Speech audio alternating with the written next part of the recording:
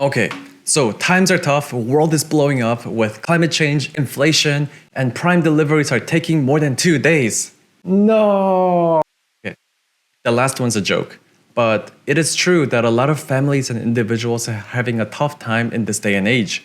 So, in times like this, any extra cash can be extremely helpful, if not life changing. So, that is why we created this video about side hustles for architects and students that you can start from today from anywhere in the world. Now, this video is specifically designed for people who are in the architecture industry to leverage some of the knowledge and experience that you've had in the past. So this can range from anyone who has just started studying all the way to people who are just starting their career. And if anyone else can benefit from it, great. But some of these points may not be so relevant to you. Anyways, that being said, let's dive right into it.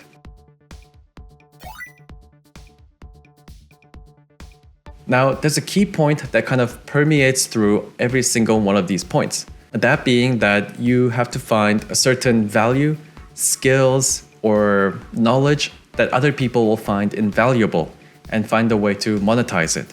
So for many of these side hustles, I've actually tried them myself and found them to be super effective. So I guarantee you, if any of these kind of resonate with you, you will be able to start generating side income in a really flexible and location independent way.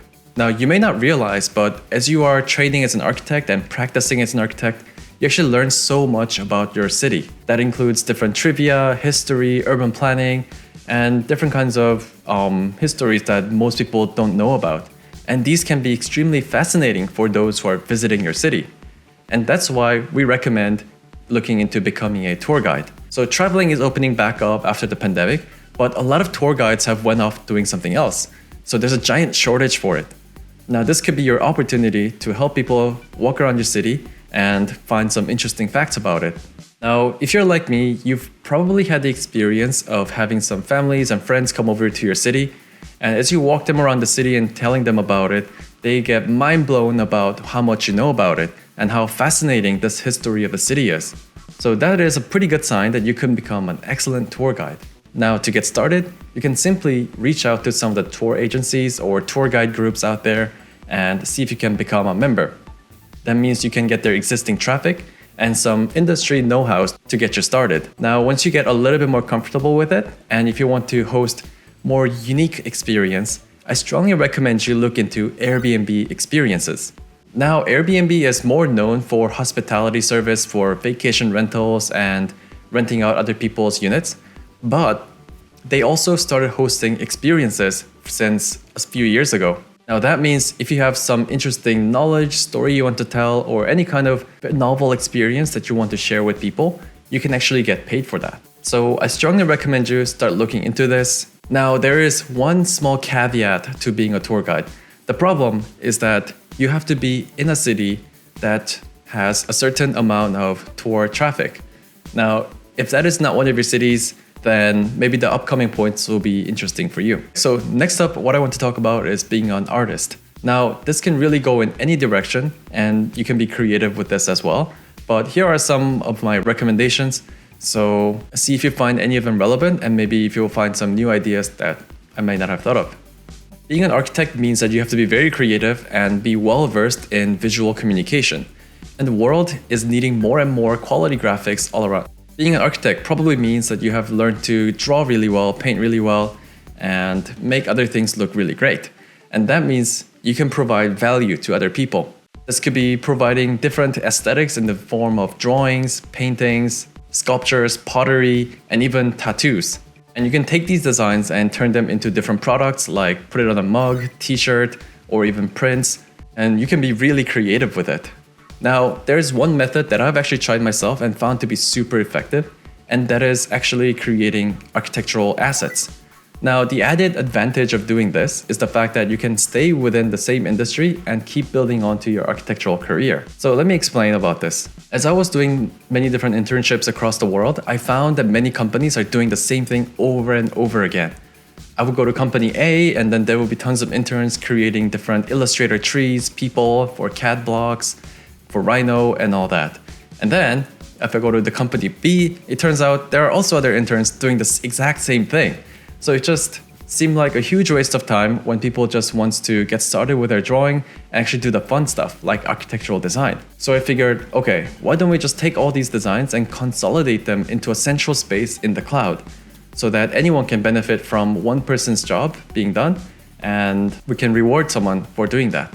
This would be a really great benefit because companies don't have to do duplicated work and people who are creating the assets can reward it properly for that work. So that's why we created this platform called Archive so that we can connect these people. If you have interesting assets that you think other people can benefit from, I strongly recommend you look into this, and we'll put the link in the description.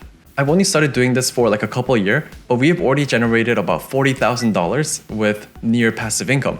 So I strongly recommend you look into it. So if that sounds interesting, check out the link in the description and we'll see you there. Okay, next up on the list is photography.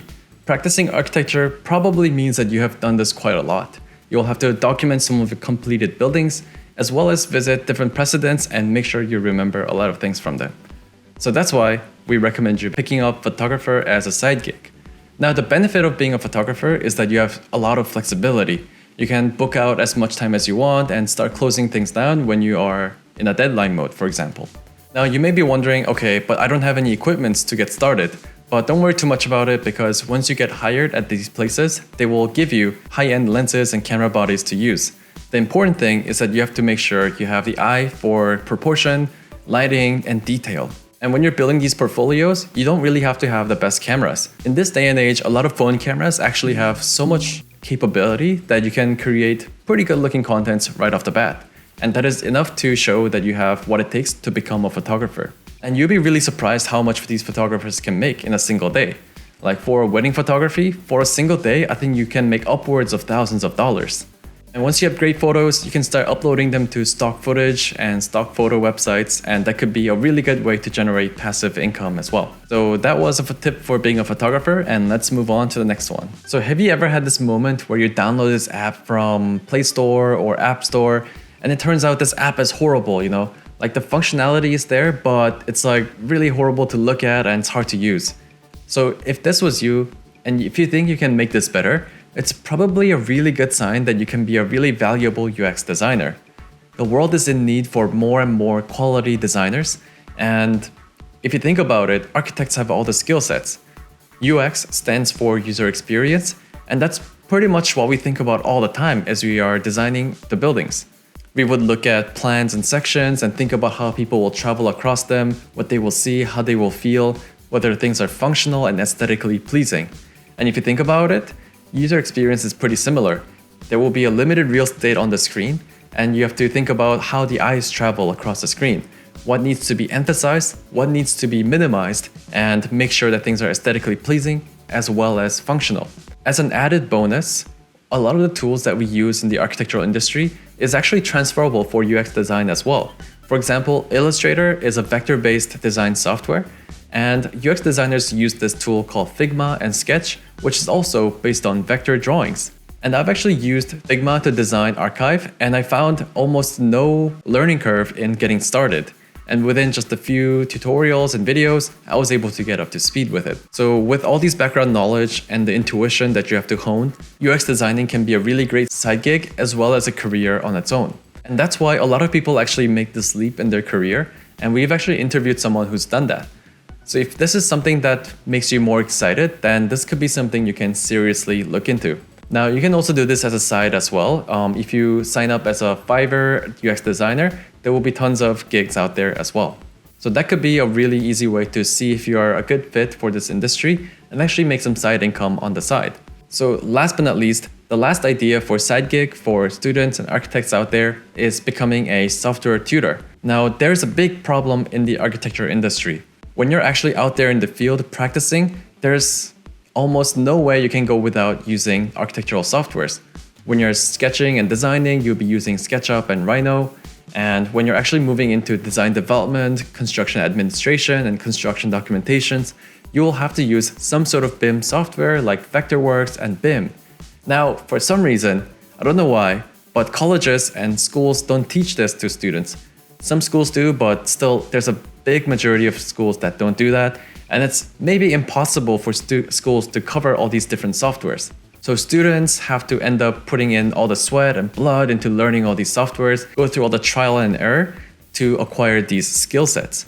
And sometimes these skill sets may not be extremely complete either because they've just learned on their own. And what becomes problematic also is that for companies to hire these people and having to train them.